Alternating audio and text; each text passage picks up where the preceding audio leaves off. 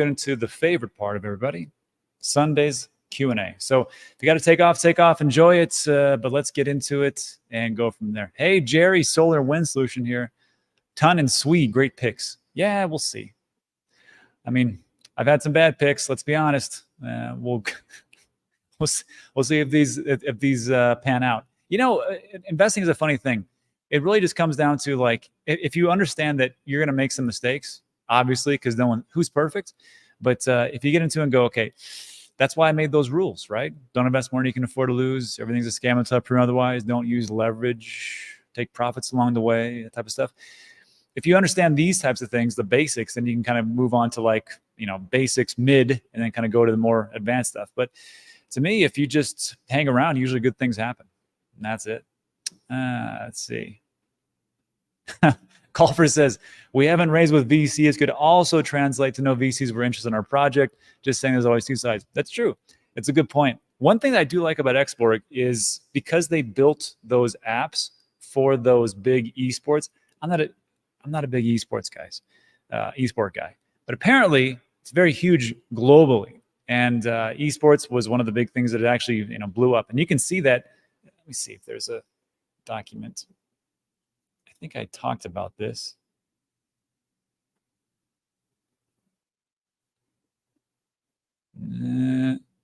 Oh yeah, look at this. Look at this audience. So this was a piece that let me put this. I talked about as far as like esports audience growth. And this was back in 2022. You have an audience of, 500. Well, it started at 435 million to 2020. And then you got esports enthusiasts and occasional viewers. That might be me. 532, and they're projecting 2025, 640. I think this has actually been projected up. And of course, if you're an advertiser or if you're somebody who wants to get into to reveal your product, where do you go to? You go to where the eyeballs are. So obviously, if you have something like this, there's revenue to be had. And that's what I liked about what Connor was talking about as far as their revenue appreciation, which they do is they built these apps for these massive esport communities and said, okay, you guys can come in, you can use it, but we're going to take a part of that revenue. And that revenue actually goes back to holders of the token. So it's a rev share. And I got to tell you, that's just how it is. I think you have to take a look at that. But I like that part of it, especially because if you take a look, if you think about yourself, how many different products actually make revenue right now? Mostly it's just speculation, quite honestly. All right, here we go.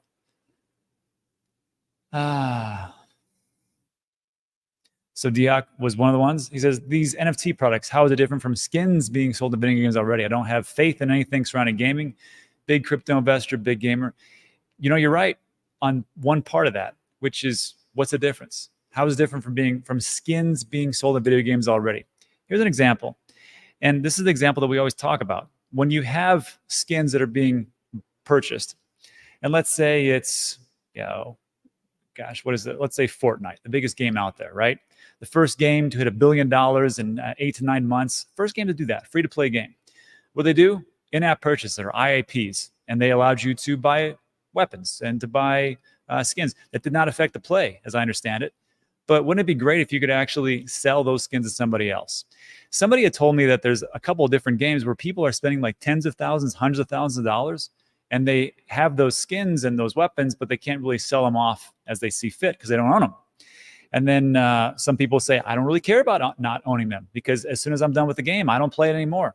But I thought to myself, that's a kind of narrow-sided type of thing to think about. Like, I know if you really like the game now, I think this comes down to being an investor. If you like the game now and you put your heart and soul into it, and then 5 years later, you're like, you know what? I got 3 kids and they're yelling at me, and I don't really want to play this game anymore. I just spent $20,000 or whatever else it is. If you're a big gamer, some people send a boatload. Another prime example, my grandson, he plays Roblox a ton, right? For his birthday, he wanted Robux. We went to Walmart, got the card, $100 worth, right? I'm a very giving grandfather. And I said, okay, kid, here you go. Is this the first time you ever had it? Oh, no, I've had like a couple more gift certificates over the years. And I'm like, how much is this kid playing in this game? And how much is that gamer is actually able to own? The answer, zip. So like if you're a parent and you're like, I just spent how much in that game? Look, in the 80s, when I got a Nintendo game. It was like 40, 50 bucks. It was a boatload of money, but I owned it. So with these types of things, and we get into Xborg, you can actually own that and move it around, and maybe you can swap it for something that you actually want. I see the value in that. I think a lot of the gaming community are like, F that. You guys screwed us in these NFTs because it was a cash grab. And they were 100% right. In the beginning, it was awful. And right now, I see a lot of free-to-play games where you don't have to do anything. But if you want to own something with an NFT, you can do it that way. And with Xborg, do you want to do? I can see it.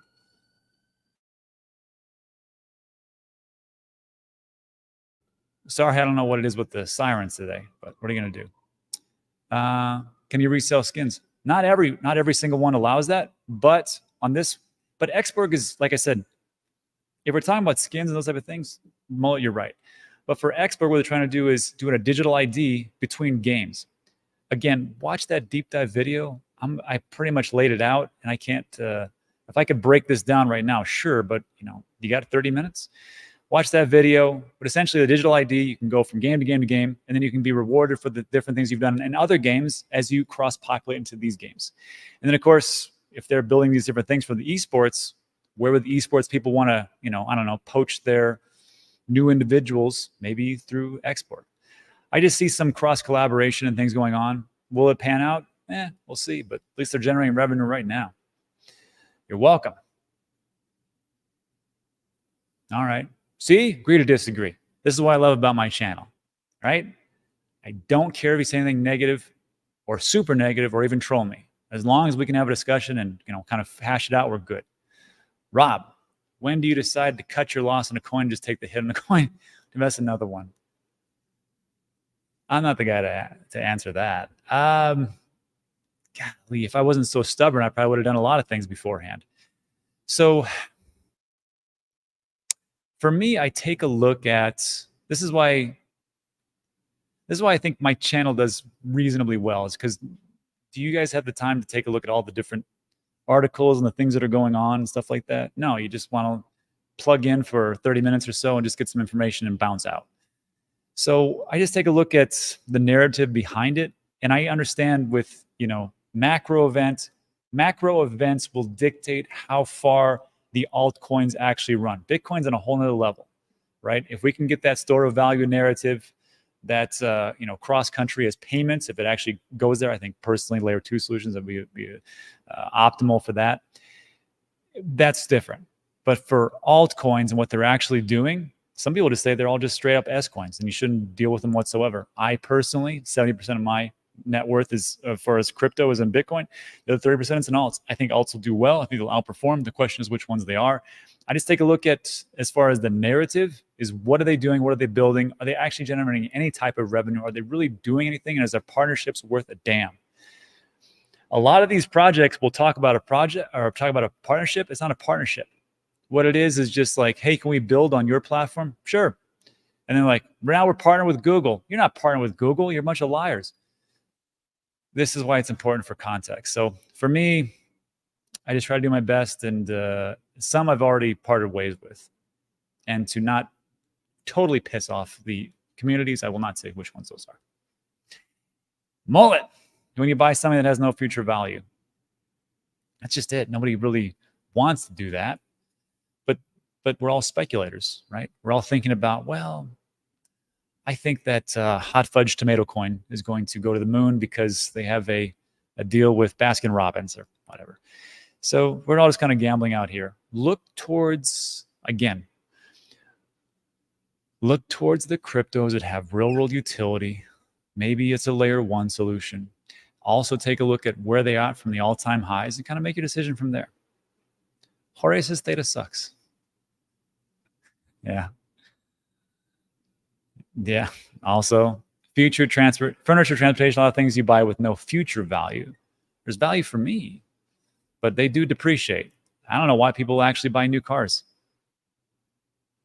Food, not a game. There's a difference. Well, you need some kind of sustenance. Maslow's hierarchy of needs, correct, right? We need shelter and food first and foremost, and then, of course, the other necessities. Oh, my guys. Rob and David, the best hosts of all time. And I had a great time, guys. I got to tell you, the night that we went out, I had a little too much. I'm sorry. I can't hang like you guys. Number 1, Rob in the game. Number 2, Rob speaks only of almanacs and NFTs being a good investment. Good news, everybody. I've got an inside track of massive price predictions. And it's from the guys over at Sin City Crypto. They're making this almanac, and I cannot wait to talk about this book for price predictions. Oh, it's going to be fun times. Upload's another one. Yeah. Anyone want to buy my Genopet? I still have those. Yeah, those damn V-Bucks. But they know what it is, right? Fortnite, V-Bucks, Roblox. They knew how to do it. They did it right. Yeah, when Mullet's right, buying stuff and not owning will only get the kids use the real world. And when Gabe wants some, I'm like, all right, you want that? You got to come to work with me. We got to go to the sports facility. We got to fix this stuff, or we got to go to your grandma's, and we got to work over here at the apartments. Hey, you want some money? It's not free. Exactly. Yeah, Mr. Bo. I didn't buy assets, but I own a ton in-game playing World of Warcraft. Now they're just sitting on a doormat account. Would love to have been able to turn a profit. Exactly right? Because you can't sell those things. It's against the TOS, terms of service. So with this one, it's a different way of doing things. And this is why I did that video on Telegram and their mini apps. It was the worst performing video I've not ever done, but I've done in the last 3 years, because people just like, hey, that doesn't make any sense. I got it. This is the 4 months after the halving day. MT is, yeah, I want to say it's April 11th was the halving, roughly. Yeah. NFTs in Call of Duty would make hundreds of millions in trading volume if they did it right. Speaking of the choir, man, you're right. You grow, I grow. I might be wrong, but aren't most gamers poor? They are, because they keep buying ridiculous stuff, but they love the games. And what can you say, right? If you love the game and you want to keep buying for it, that's cool. That's it. The thing is like, maybe we should be teaching investment strategies to gamers. Where will the money come to buy aside from birthday money when you have a product you want to market to an audience that has disposable income? Let me tell you, they'll find a way. So that's all I can tell you. They'll find a way. They'll probably get it from their grandparents, like me, the constant money bags. Just kidding. MT says, Alex Becker says, buying low caps alts is like putting your junk in a pencil sharpener and daring someone to turn it on. That sounds like an Alex Becker quote. I did meet the guys from Neo Tokyo over at the event, and might be doing something later on. So we'll see. But yeah, Alex is Alex. Alex, that's why he's so sour. Too early to be worried. What about the PlaytoEarn games? The PlaytoEarn games they're shifty. Let me show you something. Let me show you something on Twitter that made me think a lot about this PlaytoEarn revolution and Bitcoin. And it's going to make sense in a second if I just roll this up. This. Boop. Everybody see that? Let me go back. This is from Bitcoin Magazine. In 2010, this website called Free Bitcoins would give away 5 Bitcoin per visitor for free. 5 Bitcoin is worth $300,000 today. And who knows what it's going to be worth in a year. Think about that. I mean, really, really think about that. Nobody likes stuff for free because they think it's worthless. And how much other stuff have you gotten on websites that have been worthless? Probably a bunch. But there's always that diamond in the rough. And here it is with Bitcoin. So when Meme is talking about, what about these play-to-earn games? You got, to my personal opinion, they're not going to all pop off. But if you have time and you just want to kill some time, you want to play a little game and then maybe get some tokens, why not do it? Because maybe the next one is, I'm not saying the next one's Bitcoin. I mean, come on, that's ridiculous. But I'm saying some can appreciate, and wouldn't it be great just to get paid for your time instead of downloading a game from Apple and Android and them serving up your ads and then getting paid profits from the advertisers, which you get nothing from? Sorry, a little loud, but it's a good point. Oh my God, another one. Hey, Sus, you know what? We should just do a roundtable on Sundays. Just get like a bunch of different YouTubers and we go over a story and you guys just talk about it. Hey, Sus, one of my favorite Web3 players out there. Web3 content creators and moving more so into the mainstream. So Jesus, PlaytoEarn just evolved into Play to airdrop right now. He's probably 100% correct. There's so many games out there, I can't even keep track. That's why I rely on Stash and Jesus. I don't know what happened to Kagi, but whatever. And then Johnny Hustle and those guys. Will be fun. Who else came here? We had Rob and David from Sin City Crypto.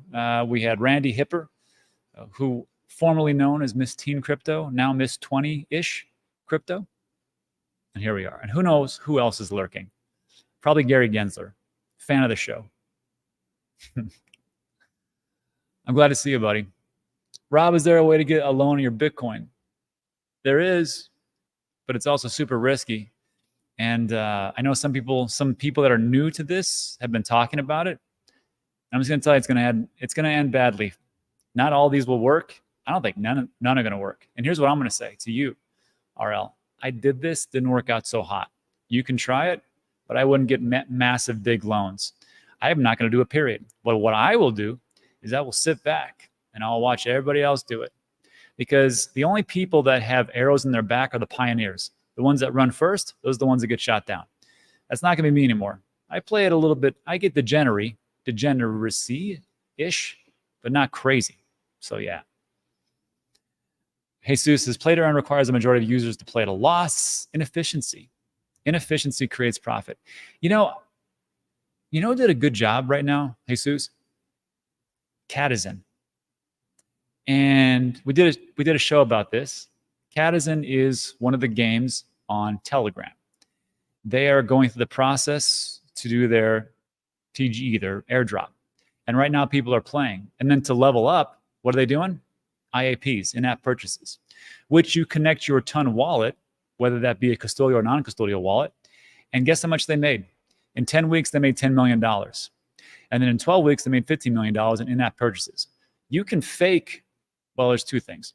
You can fake on-chain analysis, right? Insert your least favorite crypto project in the comments section. You can fake on-chain analysis. You can fake daily active users. You can use bots like crazy, but you can't fake revenue. And the caveat to that is unless you're Enron. So these are the things that we have. It makes sense to me because actually when I played that, quite honestly, goofy game, I actually purchased some things. And it cost me, it was like for 20 cents. And the transaction fee was fractions of a penny. And it was super fast. So I'm like, yeah, why not? Give it a shot. Yeah. How about Crypto Sito? I talked to my man last week. He could come on, but you know what you're going to get with Sito. It's going to be a lot of Cosmos talk. Yeah, DeFi talk. You know who I'd like to get? I need to get Maurizio from Mr. M Crypto and Jeremy Da Vinci. Da Vinci would be a great one because was like the first. You guys know Da Vinci. He's the first guy that I saw like talking about Bitcoin. He did a video in 2013 and just said, just buy this Bitcoin for $1 or buy $1 worth of Bitcoin. He would have been probably a millionaire by now, but he's branched off into other things. And I'd like to get him on just to see where his head's at. Kevin's lurking. Gensler was here for sure, obviously. Jesus says, why get loans in your Bitcoin? It's because everybody wants to do this new, it's not new, it's actually quite old. The rich way, which is buy, borrow, die. So there was a video we did about it a while back, but it's very simple. Jeff Bezos, he buys a company, he gets paid in stock. And what he does is he borrows against the stock. And then he takes a loan out, and the loan, there's no capital gains tax, it's a loan. And then people say, well, doesn't he have to pay it back? No, he gets another loan. Because as his stock price appreciates, then he just says, well, there's my collateral, and give me another loan, and give me another loan, and give me another loan. And then, so that's the buy the business. The borrow, you borrow against it. You have loans, you can use the money. There's no capital gains tax, which for him would be sizable, I would assume. And then you die. And you die, and loans are, some things get sold off, but, you're dead, so who cares? And then hopefully you have not a will, but you have a trust, and you set it up correctly, and it goes to your siblings or your kids, your grandkids, all that stuff. So that's why people want to get a loan in the Bitcoin. They don't want to deal with the capital gains tax, and they want a loan against it. But I'm going to tell you right now, I'm going to make a prediction. And this one I know is going to be right. There's going to be businesses that are going to come out and say, loan against your Bitcoin. And all you got to do is whatever magic they say. And they're going to, and I don't even care if they say, you can keep your keys and everything else. People will make those loans during the height of the bull run or when we really get going. And then they will keep, because usually loans aren't like for a day. Usually we're talking about loans for like a year, 5 years, 10 years, whatever it is. And guess what happens with the crypto market? The 4-year cycle still stay intact. You're going to get margin called. And if you don't have that, guess what happens? You get liquidated. And guess what happens when you get liquidated? You pay capital gains tax. So all the stuff you tried to avoid, it's not going to work out. That's my prediction. And the reason is because I lived through it. So learn from my screw ups. Scared money. Yeah. Meme coins, baby. Yeah. Max Kaiser gave Alex Jones 15,000 Bitcoins on a laptop like 10 years ago, and he lost the laptop. We need to find that laptop. Any idea how Nexo? I don't know. I don't use them. I remember them being around for quite some time, so good from them. Let's see. What's Da Vinci stacking these days? I just talked to Maurizio today, and he has gotten into meme coins, which is kind of crazy, but whatever. And Caspa, which I need to figure out why he's so big in Caspa. Da Vinci, MM Crypto. Yeah, those guys hang out for sure. Certainly agreed. Oh, thoughts on smart money crypto? You mean Wes? Great guy. Never met him in person, but I had him on the show just once. He really, we should get him and Jesus on, talk stuff. But what smart money crypto does, and just search for smart money crypto, you'll find him, is he takes a look at some of the bigger wallets and just pretty much copy trades them, which is genius, right? And he uses Arkham Intelligence, figures out which ones are the whale accounts and just kind of says, oh, well, he did that, I'll do that. You know what you're doing, I'll do that. It's smart enough because do we plebs know what's going on? No, I think it's smart. Trying. Alex was giving loans. Todd says, hey, Jesus, I like all your advice on gaming your channel. He does do a great job. Golfer says, my theory is Sailor and MicroStrategy will eventually either come out with an exchange or a way to borrow against your Bitcoin or MicroStrategy shares. I can see that. What baffles my mind, and this was actually a comment that was made from the founder of Bitcoin Magazine, which does the Bitcoin conference in Nashville. David, I forget his last name, but he said it's interesting to me right now that we've got Trump here, we have RFK Jr. here, we've got a bunch of senators. He said, and also there's a bunch of heads of businesses and billionaires, which I know who they are, but they were never crypto people that are here at this conference networking and meeting other individuals. And I thought to myself, that's the same thing that Michael Saylor said 2 years ago. And what he talked about was, he said, if you can put Bitcoin on your balance sheet, it will stabilize everything for your company and you can actually appreciate in value. And I was like, well, I don't know if that's actually true, but I'm going to show you something. I think you guys have already seen this as well. When people are talking about Bitcoin and they're saying, why don't I buy some? And actually put it on the, it's not this one. Let me pull this one up. Oh, yeah. Why not put on a balance sheet? Well, it's a great idea because if you can see this is MicroStrategy stock when they put on their balance sheet starting around August 7, 2020, and it just skyrocketed. And of course, it went down as it's a proxy for Bitcoin. But again, the big thing to take away from this is I think corporations, pensions will look at this and go, okay, we know this volatility, maybe not for pensions right now. But as far as like corporations who have a long-term view, that's what they want. See, some of these corporations have already peaked, just like MicroStrategy did back in the dot-com era. And they did basic. I mean, if you think our market's boring, imagine going from 2001 to 2020, pretty much sideways. Yeah, exactly. But what happened here? Bitcoin on the balance sheet. And then there you go. So I think that'll filter through to the corporations when they figure it out. But They just it's a little bit risky. Nobody wants to be first, MicroStrategy, but I'll tell you this: nobody wants to be last. Ah, Jesus says Caspa is good for miners. I cover it. Not as good as these days. See, follow Jesus. He'll tell you what's up. Crypto is hilarious. I was trekking through the African jungle when I noticed something in the Bitcoin chart. He has the most interesting thumbnails, I'll tell you that. Thoughts on AVAX, new ATH this cycle? As far as like gaming goes, I don't see how they can lose, but we'll see. Michael says he's going to buy everything by becoming an evil mastermind. Perhaps. KISS method, keep it simple. Smarty, always served me well. That and hard work. Yeah, it's amazing to me. The harder I work, the luckier I get. Isn't that crazy? And we'll leave it with Jesus saying that he's laughing hard. All right, everybody, that's it for today. It's Sunday. Let's get out of here. So look, if you like today's video, thumbs up, subscribe, follow these guys. Follow Jesus, follow Sin City Crypto, go follow Randy Hipper. That's it for today. So again, everybody, thanks for stopping by on a Sunday. I appreciate it. But that's it. See you guys mañana. Adios. Have a great rest of your weekend.